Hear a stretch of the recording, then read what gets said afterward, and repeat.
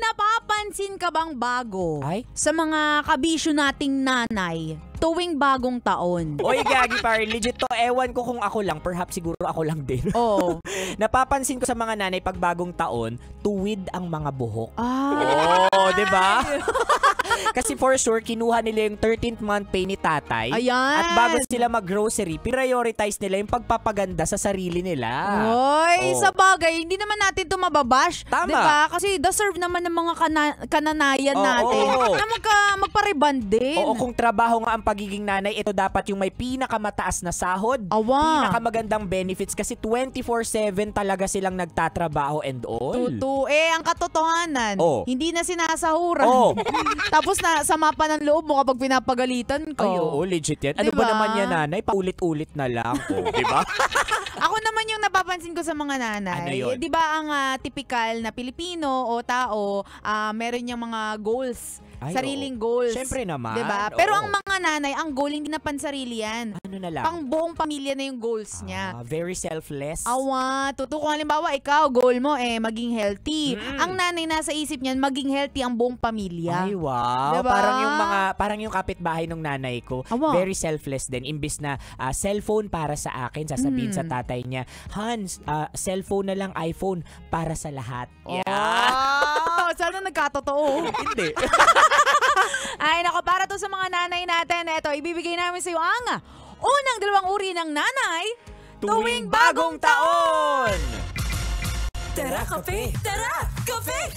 Ayan, punta tayo sa number 1. Inot. Muna, ito ang mga health conscious. Ako'y tahimik lang sa umpisa. Asukal out, betchin out, chichirya out, alisin ko na tong noodles, mga dilata, out! Yan. Nay, ano pong ginagawa niyo dyan, Nay? Gingging, inaayos ko yung cabinet, tsaka ref natin. Ah? Tinatanggal ko na yung mga hindi healthy. Kasi ngayong 2024, gusto ko maging malusog tayong lahat dito sa bahay. Anong nangyayari dito? Tay, si Nanay, tinatapon yung mga pagkain na hindi healthy. Kasi nga, health is wealth ngayong 2024, Biko. Dapat maging malusog na tayo. Lahat ng masama, i-out na yan! Biko, yung mga tinanggal mo, asukal, betchin, chicheria, ketchup, delata, ano bang kakainin natin? Mamamalengke na ako araw-araw. Para sariwa, oo. Para healthy lang yung kakainin natin bukod sa ako. May bata, Biko. Ay, sorry. Pero Biko, sigurado ka ba dyan? Oo naman, sure na ako dito. Nay, hindi ka naman marunong magluto Wala pang lasa mga niluluto mo. Bastos ka ding bata ka kahit anak kita, no? Aba, ikaw bata ka dahil dyan, sa sinabi mong yan, hindi ka na rin mag-hotdog. Ha? Yun na nga lang po yung kaya niyong lutuin Bastos ka talaga, no? Ayan.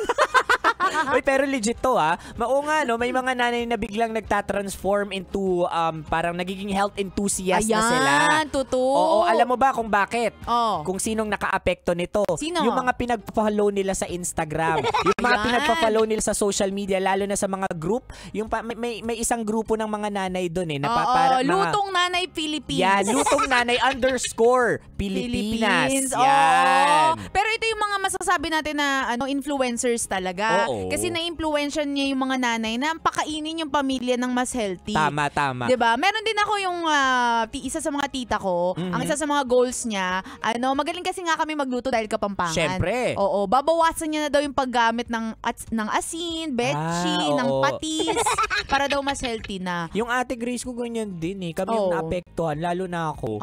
Kasi biglang, ba't ang tabang? Ay, nako, anyway, that's number 1. Pero naman tayo sa last not least, number 2. Pangadua. Ito ang mga Feng Shui expert.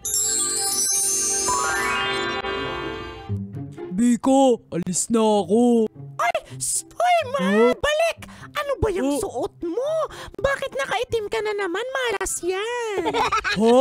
Kailan pa naging malas yung itim na damit? Tsaka, lagi namang itim yung suot ko Yun na nga. lagi ka na lang nakaitim. Hindi ka niyan papasukan ng swerte. Oo, dapat puti. Puti dapat yung suotin mo, kaya green o peach, yung color of the year. Nay, alis na po ako, Nay! Ano naman? Gingging! Po! Ano ba yan? Hindi ka marunong magmano? O tingin mo matanda ka na niyan, ha? Kasi po, nag-uusap pa po kayo ni tatay eh. Di ba sabi ko sa'yo, kapag aalis ka ng bahay, magmamano ka muna sa mas matanda. Para may basbas ka at hindi ka dapat at hindi ka malasin. Ano ba yan, Biko? Bulol-bulol ka. Tsaka yan ka na naman sa mga pamahiin mo. Gusto ko lang naman swertein tayo ngayong taon. Alam mo naman, puro tayo kamalasan ng 2023. Nay, baka tayo nilalapitan ng malas kasi naniniwala ikaw sa malas. Bata ka, ha? Ikaw sumasagot ka pa, ha?